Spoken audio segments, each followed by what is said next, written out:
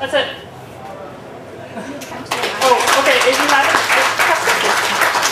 have any questions, if you could step up to the microphone because they're recording it, so they want to be able to hear your voices.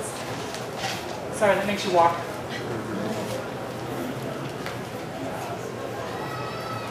The picture of your chickens? Mm-hmm. What they're walking around on look like wood shavings or something. Yeah, each time I see one of the city trimmer guys, I ask them, because I live like real close to where they keep their trucks, I ask them to dump it in my yard. So I have endless supplies of just wood chips from when the city cuts trees down and mulches them. So I use mulch to cover their chicken area, and I use hay, straight up hay, for like their nest boxes and the bottom of the coop. So that's pretty much all I need for them. Do you have a good local source in Austin for organic seeds and or something via the internet? I have bought seeds from so many places. I used to be obsessed when I was farming in Whitefish, Montana, and I was really obsessed with Fedco seeds, which is something that you can buy through catalog, and they're heirloom, like pretty much the catalog is just, you could learn to be a farmer out of their catalog alone. They just tell you how to do everything. It's a great catalog. So Fedcos, if you're going to order, that's a good way. But the problem is a lot of seed companies are based out of the northern areas of the U.S. and so they don't really necessarily carry a lot of what we can grow really well. They're like, oh, this is really frost tolerant. I'm like, great. I don't have any frost. But I would say Fedco. And then I buy Seeds of Change sometimes. I recently bought some Johnny's Organics. If you're going to do a large, the company does a lot of conventional seeds, but they have a new, like, well, it's not that new, but a growing organic branch. And Johnny's is a little more south-oriented, and they sell a lot of organics, and you can get them cheaper and a lot more of them. So if you're running a bigger operation, it's more financially feasible to do organic seeds that way. And then I've ventured into seed saving. So that's pretty much it. Thank you. I've had a raised bed that I got the book, The Dirt Doctor, and it had all the putting the green sand and the corn germ and organic material and these papers and all. And I did all that, but I don't know exactly what happened, but I grew like 1 million fly larvae. 1 million fly larvae, really? Yeah, hatched out a bunch of maggots all in the... Well, I've seen that happen a couple times. Once was when someone left their cottonseed meal. A lot of those dirt doctors say cottonseed meal is great. If you let it get wet, it gets really smelly. Probably the worst smelling thing I've ever smelled in my world is like cottonseed meal that was in a bag and wet for a long time. Horrible smelling, and it will have a lot of larvae. So maybe if something went bad before you put it in there, it doesn't mean necessarily that the wrong nutrients were in there, but maybe you put some fly larvae in there. Well, I just didn't let my husband know about it. Cool. Any questions? Hi. Yeah, I tried gardening from containers many years ago, and I got like $25 per tomato. So I kind of gave up on that for a while.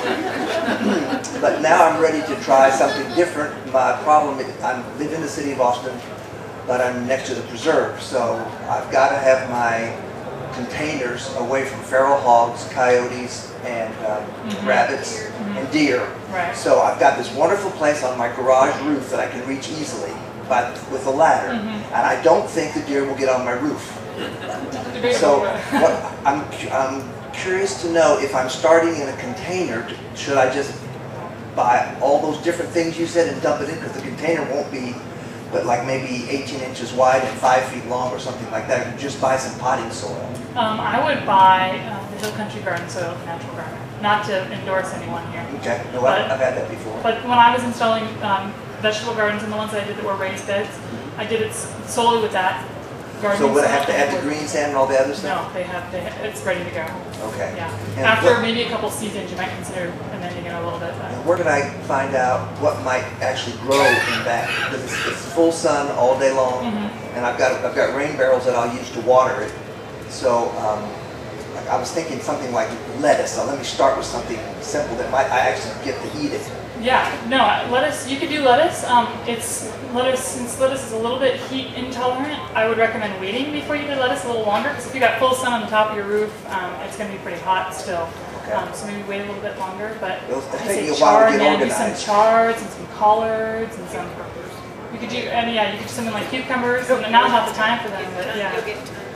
Spinach, maybe something a little hardier, just because it's up there, kind of away from you. Don't start, lettuce is end up being a little tender sometimes, so I would say start with something a little hardier. But like it must be 50 Kale. kinds of lettuce. How would I know which one would grow in Austin? They'll almost all grow in Austin. I wish I had that list. There's a list of like regional ones that are really good. The black-seeded Simpson does pretty well. You can contact the Would Natural Garden be able to advise me if I could? Absolutely, Okay. I agree. Yeah, Good. I think they only sell stuff that does well in Austin. Their seeds. Is that it? Well, I have a comment. Okay. I did, when he said something about building on a roof, is your roof structurally sound enough to hold that kind of weight? Plus, if it's a little container. It's just a pot. Oh, you're just going to do just a little pot. Oh, I thought you were going to do the whole roof. Oh my Lord. Oh, okay. I started with one pot first. I guess I just had one question. You said you lost some of your chickens. Did they become fajitas?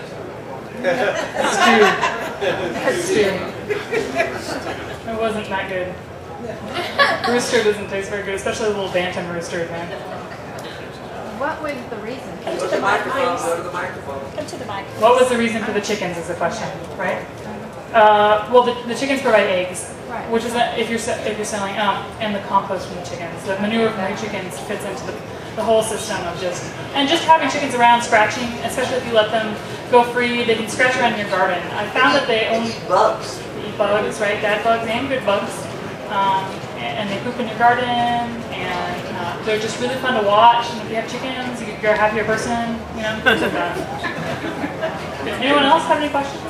You have my undivided attention at this moment. You don't have a dog? I do have a dog. That's why my chickens aren't free. They have a large pen. Yeah. Oh, I wanted to show you. Oh. Never mind, I don't have it up here. I always have the calendar, the Ag Extension planting schedule calendar. I have it laminated and I always have it on me because I'll never remember the planting date, so I just look at it like probably every 5 to 10 minutes in my daily life.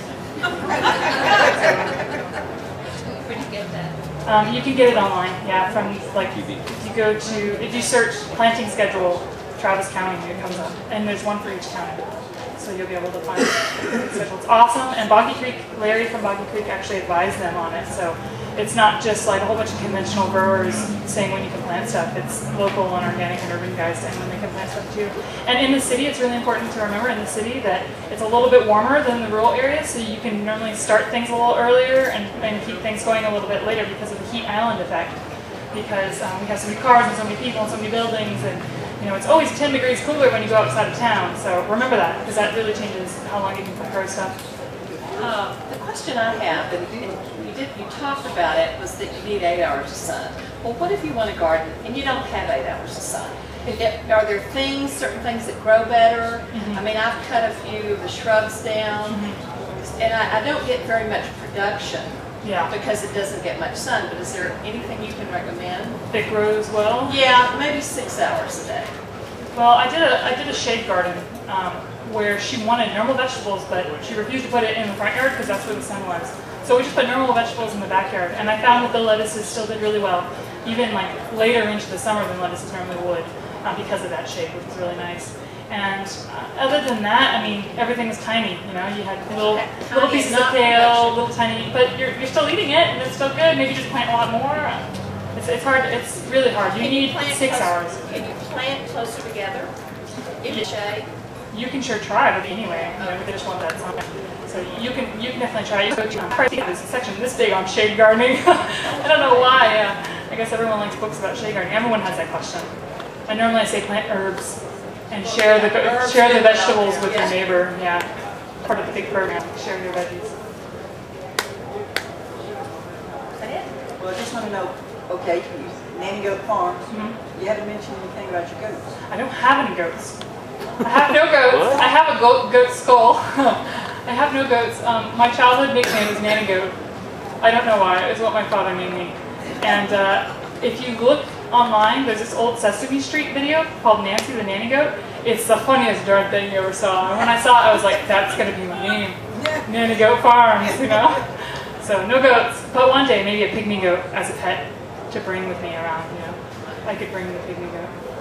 Are there any organizations or companies in San Antonio that go to the backyards and start gardens and farm? None that I know of. When I was doing Go Farm, I got a lot of requests to go to San Antonio and design gardens, but I turned them down.